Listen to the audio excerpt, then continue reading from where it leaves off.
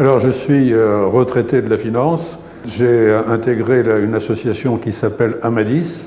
Et cette association est agréée auprès du ministère de la Santé et des Solidarités.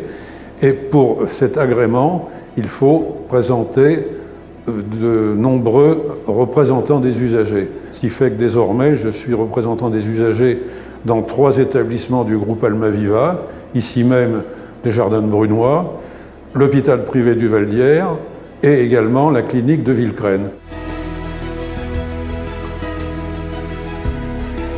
Le maître mot, c'est la confiance, avec un grand C. Confiance dans le personnel soignant, on a rencontré le chirurgien, confiance dans tout l'environnement, se sentir à l'aise.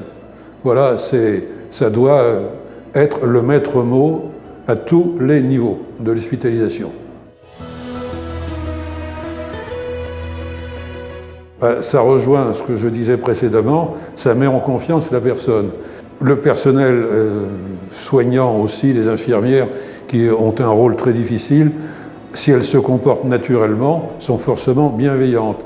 Moi j'avais vécu ça il y a quelques années, où quand on me donnait ma soupe, on me balançait mon écuelle et je trouvais que c'était pas sympa. Ça, c'est un manque de bienveillance. En revanche, avoir un mot agréable, des gens qui sont un peu inquiets, ça les rassure. Et ça rejoint donc ma préoccupation de confiance. Alors, la place de l'hôtellerie est importante. Ça rejoint aussi la confiance, que les gens se sentent comme chez soi. Ça commence dans la propreté des chambres, également la télévision, avoir aussi un coin toilette, et puis alors aussi un thème qui est très, très important, c'est être à l'aise et surtout qu'on respecte l'intimité, puisque lorsqu'on est dans une chambre d'hôtel ou dans une chambre d'hôpital, eh bien on est chez soi.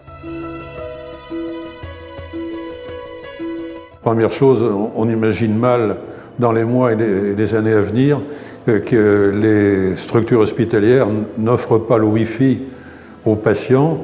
C'est indispensable, de la même manière qu'il faudra intégrer obligatoirement les postes de télévision.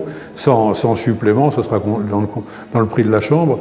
Les gens qui viennent avec leur tablette, leur smartphone, de la même manière qu'on note les restaurants, on note ça soit sur Google ou sur Facebook, on note les établissements, et il y a un risque, c'est que lorsque ça va bien, on ne le dit pas, et lorsque ça va mal, on en rajoute. Alors ça implique également que les établissements aient leur site à jour, ce qui n'est pas forcément toujours le cas.